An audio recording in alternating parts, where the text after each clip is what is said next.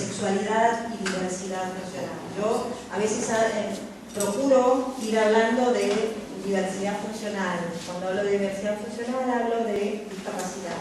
Pero hoy vamos a tratar, para que todos nos entendamos en esta primera aproximación, de hablar de personas o parejas con discapacidad. ¿Sí? Dicho este código inicial de comunicación, quiero agradecer, ¿no? Porque la verdad es que no son muchos los espacios en sexualidad, ni mucho menos muchos los espacios en sexualidad y discapacidad.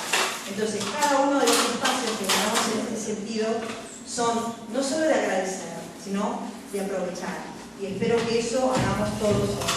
Que esta sea un encuentro inicial, que sea el puntapié para muchos proyectos, para muchas acciones, para muchas actividades, porque esto de venir un profesional es importante, es interesante, pero más interesante es que ustedes hagan propio estos proyectos, estos saberes.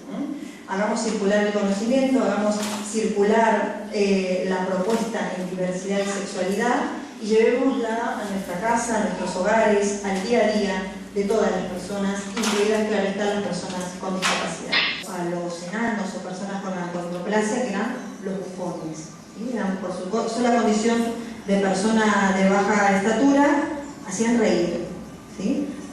En Grecia a las personas con discapacidad se las arrojaba por un monte porque no respondían a esa sociedad. ¿Sí? Es decir, ahora no arrojamos a las personas con discapacidad por un monte, pero por ejemplo no les damos el derecho a una educación inclusiva, no tenemos espacios abiertos y participativos para estas personas.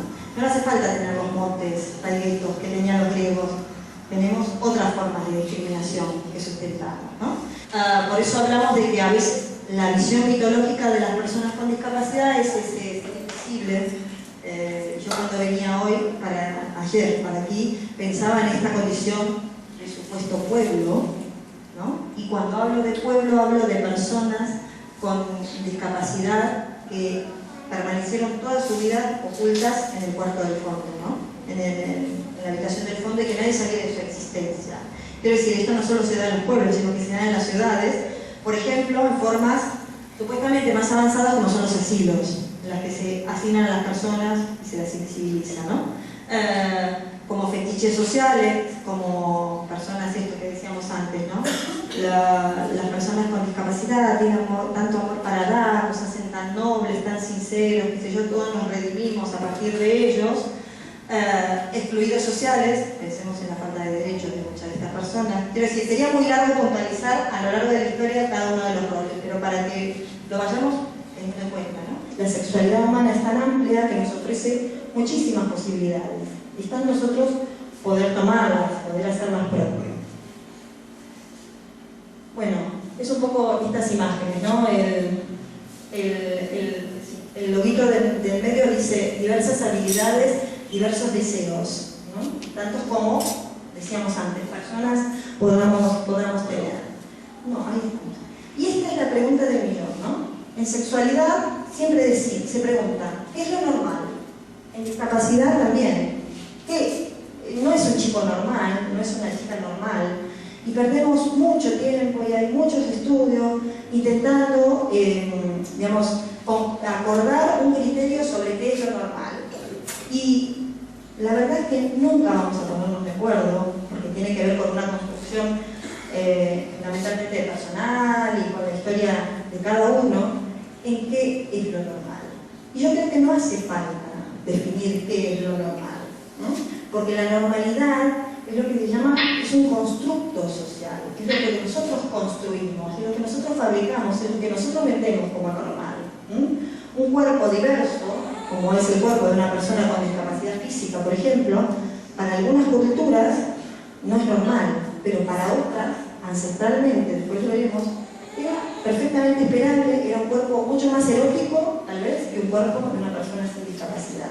Entonces digo, la normalidad tiene que ver mucho con los ojos de quien mira, no con la condición de discapacidad en sí de esa otra persona.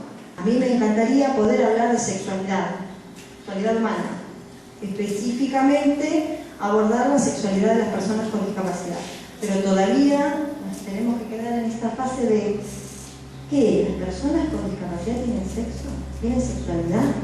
No, esta ya no puede ser una pregunta, no nos podemos permitir seguir preguntándonos. Esto tiene que ser una afirmación clara y rotunda. Las personas con discapacidad y las parejas con discapacidad tienen sexualidad, la que fueran, la que eligieran en la instancia del desarrollo psicosexual, que eligieran o pudiesen tener. El tema es que la tienen.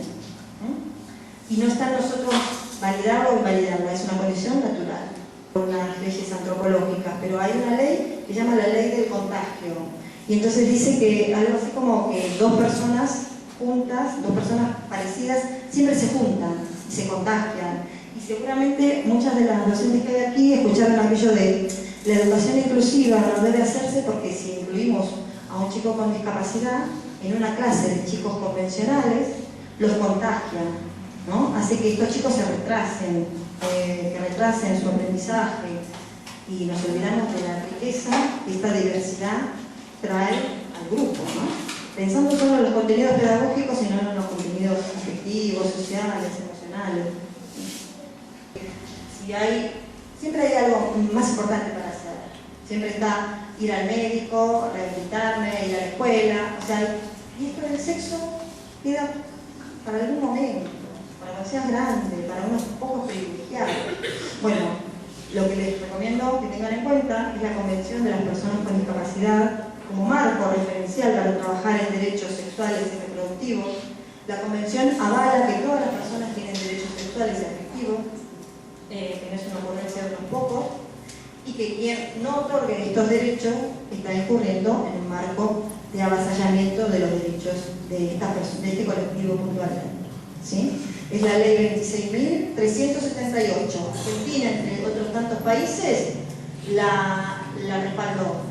Argentina, entre tantos otros países, se carga, como dicen los españoles, gran parte de esta convención. Yo creo que estamos en un momento muy propicio para las diversidades y para las sexualidades en Argentina, pero todavía, como muchos otros países, nos falta mucho por recorrer. Entonces, la sexualidad en general, pero específicamente en discapacidad, es un estado de bienestar afectivo y emocional, dado en un marco importante que es el marco de la salud en general y de la salud sexual en particular. Y esto es una buena argumentación para aquellos que dicen que no es necesario educar sexualmente. La sexualidad forma parte de la salud integral de cada uno de nosotros.